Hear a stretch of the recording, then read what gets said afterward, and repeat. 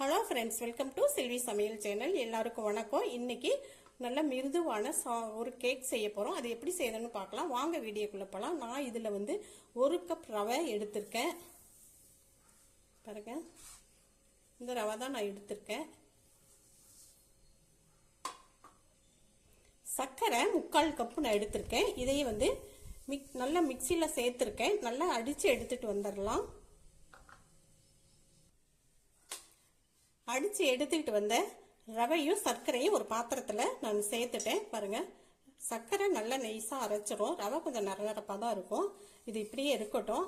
நம்ம கேக் ஊற்றுற இந்த பாத்திரத்தில் ஒரு கொஞ்சமாக நெய் சேர்த்துக்கலாம். நெய் இல்லைன்னா எண்ணெயை நீங்கள் சேர்த்துக்கோங்க. சேர்த்துட்டு நல்லா எல்லா இடமும் இப்படி நல்லா தடவி விட்டுறலாம்.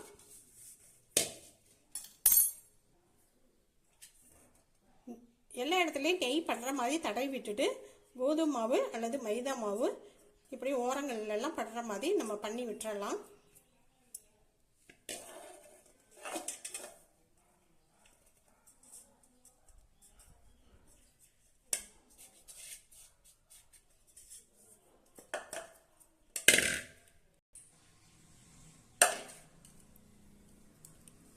இதில் மைதா மாவு நான் 1 கப் சேர்க்குறேன்.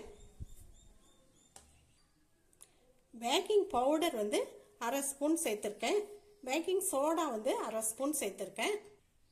இனிப்பு சுவையை கூட்டுறதுக்காக சும்மா ஒரு பிஞ்ச் சால்ட் சேர்க்குறேன். சேர்த்துட்டு ஒன்றா எல்லாம் கலந்து விட்டுறலாம்.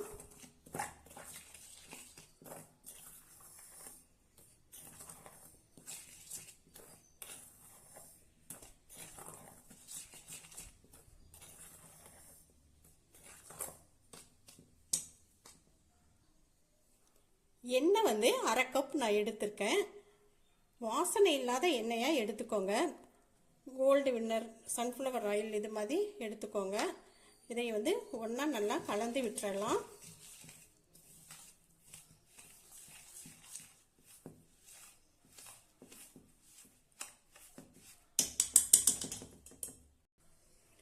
முக்கால் கப்பு பால் எடுத்திருக்கேன். இது கொஞ்சம் வச்சிடலாம். அப்புறம் தேவைப்பட்டால் சேர்த்துக்கலாம். நல்லா ஒன்றா கலந்து விட்டுறலாம்.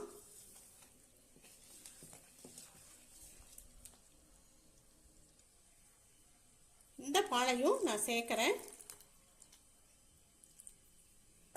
காய்ச்சி ஆற வச்ச பால் தான் இது. நம்ம எந்த கப்பில் ரவையும் சர்க்கரையும் எடுத்தோமோ அதே கப்பில் தான் நான் எல்லாமே கலந்து எடுத்திருக்கேன்.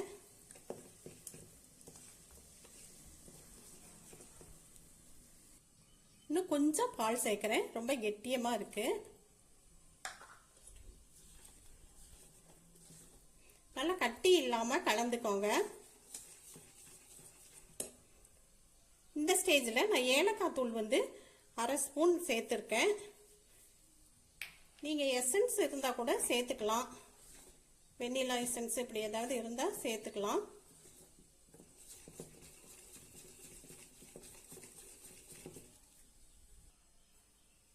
கலந்து வச்ச இந்த மாவை இதில் நம்ம ஊற்றி எடுத்துடலாம். ஊற்றின பின்னாடி நல்லா இப்படி தட்டி விட்டுறலாம். நல்லா உள்ளே இருக்கிற ஏர்லாம் வெளியில் வரும். அப்போ தான் நல்லா வேகும்.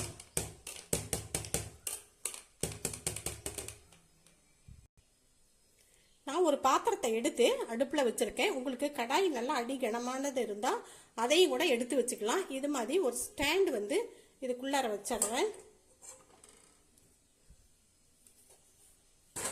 நம்ம இந்த கேக் கலவையை இதுக்குள்ளார வச்சிடலாம்.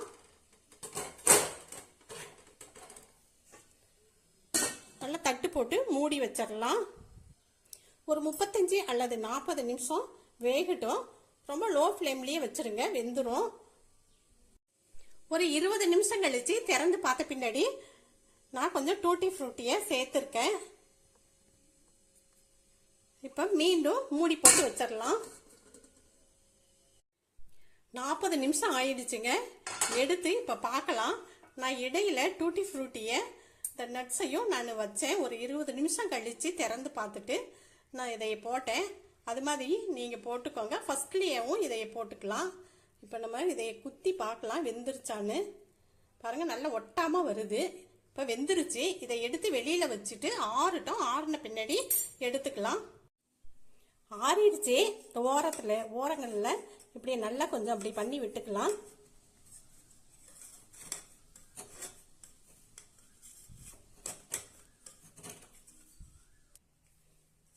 பண்ணின பின்னாடி இப்படி ஒரு தட்டை வச்சிடலாம்.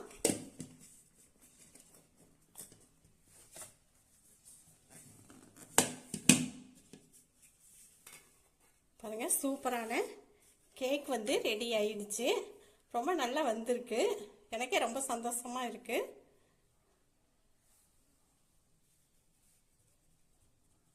எப்படி இருக்குன்னு பாருங்க. எவ்வளோ அழகா வந்திருக்கு பாருங்க.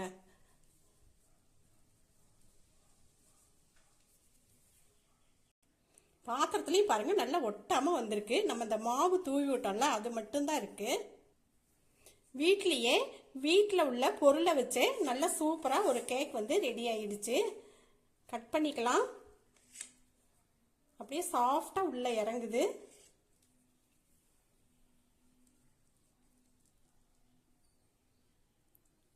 பாருங்க எவ்வளோ சாஃப்டா இருக்குன்னு.